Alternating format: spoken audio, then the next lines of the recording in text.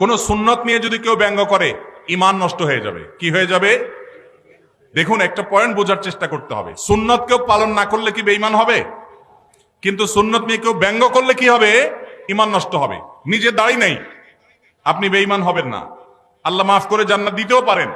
কিন্তু কেউ দাড়ি রেখেছে, বলতেছেন তাকে ব্যঙ্গ করে, কিরে জঙ্গি হয়ে গেছিস দেখি, ছাগলের মতো লাগতেছে দেখি, হ্যাঁ, এরকম আজে বাজে কথা বলতেছেন, তাহলে কিন্তু ঈমান যাওয়ার আশঙ্কা আছে। খুব ভয়ঙ্কর ব্যাপার। বিদ্রোহর শামিল, আল্লাহর সঙ্গে বিদ্রোহের শামিল। বাংলাদেশে কোনো আইন আপনি অমান্য করলেন, আপনার শাস্তি হবে, নাগরিকত্ব বাতিল হবে না। কিন্তু আপনি বাংলাদেশ রাষ্ট্রকে অস্বীকার করলেন, আইনকে অস্বীকার করলেন, সেক্ষেত্রে আপনি রাষ্ট্রদ্রোহী হবেন। আল্লাহর কোন বিধানকে মানেন নাই, সেটা একটা বিষয়, কিন্তু আপনি অস্বীকার করেছেন, ঠাট্টা করেছেন, বিদ্রুপ করেছেন, তাহলে কিন্তু ঈমান চলে যাবে।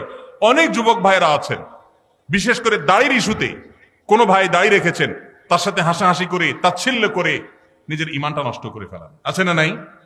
নিজে করতে না পারেন, আরেকজন করলে খবরদার কোনো বিদ্রুপ করবেন না। জুমার সালাতে নবী সাল্লাল্লাহু আলাইহি ওয়াসাল্লাম কোন সূরা পড়তেন?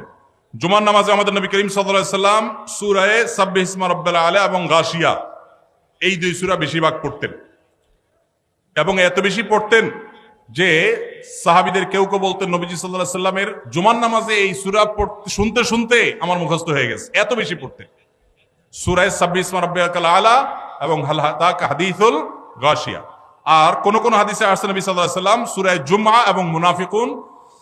কোন একদল লোক অস্থায়ীভাবে কোন এক অফিসে অবস্থান নিয়েছে, নিরাপত্তাজনিত কারণে তারা জুমার নামাজের জন্য পার্শ্ববর্তী মসজিদে না গিয়ে স্বস্থানে জুমার নামাজ আদায় করে। এখন জানার বিষয় হলো তাদের জুমার নামাজ সহিহ হয় কিনা।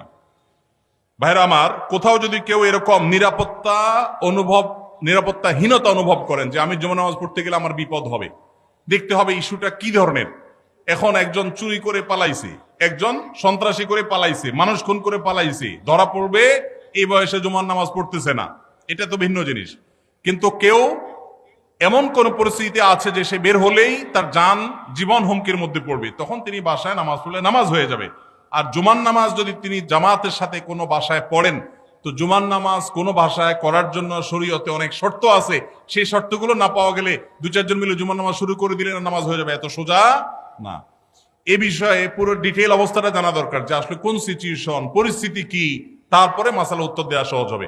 আমি এখন যদি বলি তাহলে সেক্ষেত্রে সেটা অপূর্ণ থাকবে। এই জন্য এই মাসআলাটাও কোনো দক্ষ বিদগ্ধ আলেমের সাথে দেখা করে বা ফোনে যোগাযোগ করে ডিটেইল বলে তার